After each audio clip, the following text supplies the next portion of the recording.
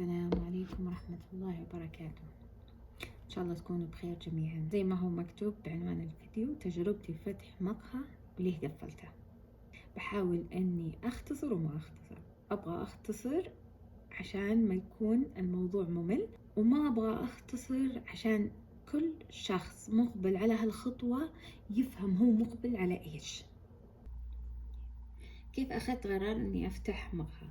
كان في أحد الأشخاص نعرفه يبيع آيس كريم وعصير، ووقت هبة القهوة هو دخل فيها، وصرت أسمع كم يدخل ما شاء الله تبارك الله، الله يزيده من كوب القهوة، وقدر ينتقل من محل صغير يعني يا دوب ما يعرفه إلا قليل من الناس اللي يعرفونه شخصيا، إلى محل كبير، وصارت الرجل ما توقف من عنده، صار في إقبال كبير عليه.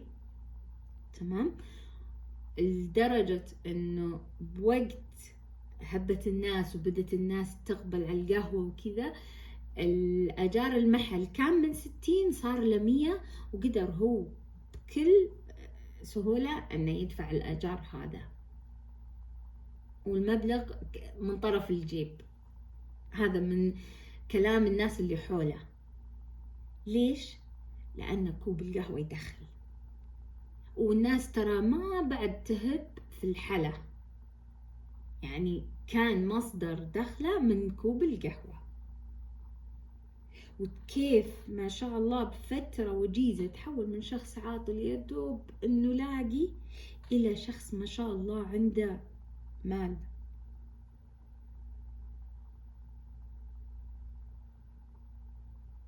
فهذا الشيء اللي خلاني اقرر اني ادخل، خاصة انه المقهى مو محتاج تكاليف كثيرة. يعني الفكرة اللي في بالي راس مال القهوة، آلة قهوة، طاحونة، رسمة على الجدار وأكواب حليوة، وانتهينا. 2019 بدأت تغشف عندي، وصرت أجمع للمحل، ورحت لكذا جهة تدعم المشاريع عشان أقدر أفتح المحل اللي ببالي، ورفضوني والحمد لله. وصرت أبحث وأستمع لأصحاب الخبرة كيف أقدر أنجح مشروعي، وكان في نقاط الأغلب اتفق عليها، أن الموقع مهم لنجاح المشروع، وأن الشراكة مهمة لنجاح المشروع، وجود مبلغ احتياطي يدعم المشروع بعد الفتح هذا مهم، ودراسة الجدوى بعمق هذه مهمة. كل اللي استمعت لهم كانوا متفقين على هالنقاط تقريبا،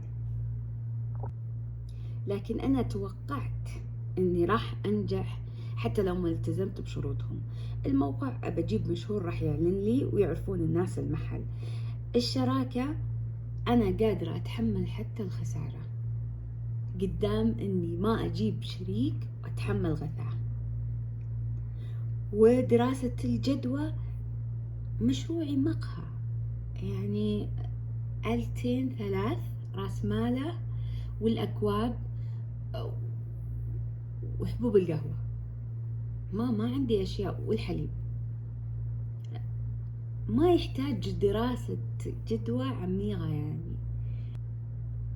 بما أن مشروع القهوة راح يدر علي فلوس، فأني مو مضطرة أخلي مبلغ احتياطي عندي، راح أقدر يعني مجرد ما أفتح أني أربح، وراح يكون عندي مبلغ يدعمني.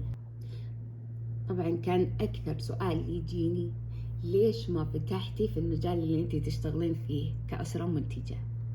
أنا أسرة منتجة، أشتغل بالتقديمات، أشتغل بالمقالي، بالمفرزنات، بالمعجنات، بورق العنب، بالمحاشي، أسوي كوكيز، المناسبات وما إلى ذلك.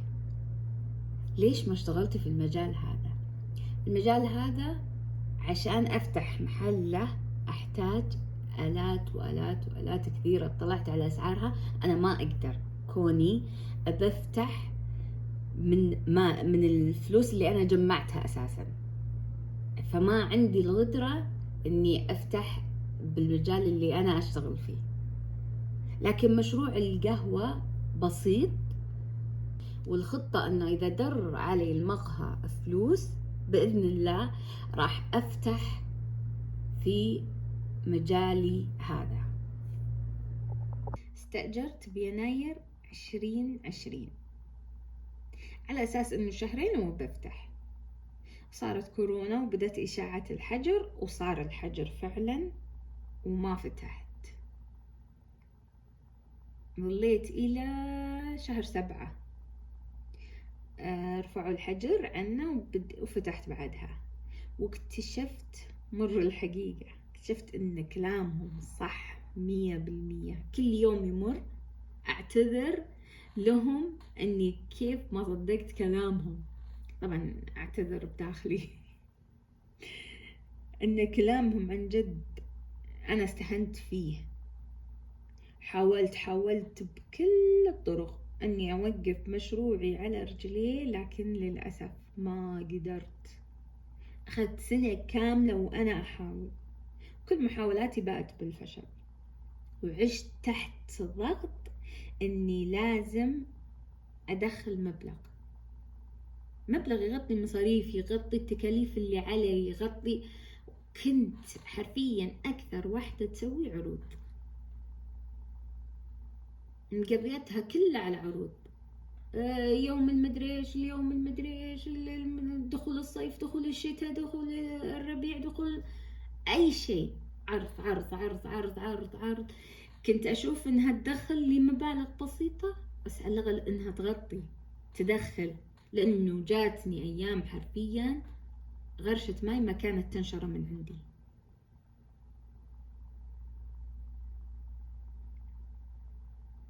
والضغط الثاني اللي كنت أعيشه أني أنا مضطرة أدفع رسوم كل شيء، سواء نجحت أو ما نجحت، هم ما عليهم. فواتير الكهرباء، فواتير الماء، الإيجار أو الرخص، كلهم أنا مضطرة أدفعهم. دخلت مبلغ أو استلفت، هم ما عليهم من أين تأتي بالمال، أهم شيء مالنا تجيبه.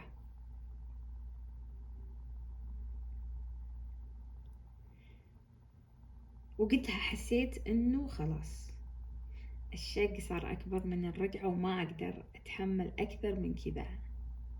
يدوب الدخل اللي أدخله يغطي مصاريفي، وأوقات كنت أتسلف يعني زيادة من هنا ومن هنا عشان أغطي على فاتورة كهرب، عشان أقدر أجيب أغراض للمحل. فقررت إني خلاص ما راح أكمل ولا راح أجدد عقدي لسنتين جديدة. آخر شهر بديت أنزل أغراضي بالحراج، الأشياء اللي ممكن أني أستغني عنها بديت أنزلها. والله يومين وكانوا يروحون الأشياء اللي كنت أنزلها، لدرجة أني وقفت ما أنزل شيء، لأن أخاف، لأن الأغراض اللي باقية لسه ما أقدر يعني أبيعها، خلاص أقفل المحل. يعني زي آلة القهوة، زي الثلاجة، زي الطاحونة، يعني بقوا هذول إلين ما قفلت. وبعد ما قفلت ونزلتهم بحراج أنا بعتهم الحمد لله، وكلهم جاتني فيهم مبيعات حلوة، اللهم لك الحمد، ما خسرت.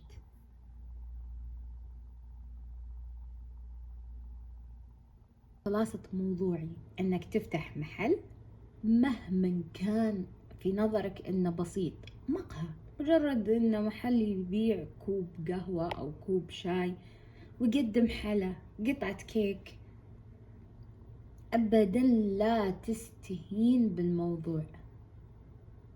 عن تجربة، أنا شخص استهان بالموضوع. ولا تفكر أنك تفتح مشروع بدون ما تقوس فيه أعماقه. يعني أنا في الظاهر شفت أن المقهى يجيب فلوس، لكن عن جد المقهى يحتاج إدارة، يحتاج تعب، يحتاج أشياء كثيرة لازم تكون أنت ملم بها. أنك لا تفتح إلا لما تحط ورقة تكتب اللي لك واللي عليك. اللي لك احتمال ما يجيك ولا شيء، واللي عليك غصب عليك راح تدفعه.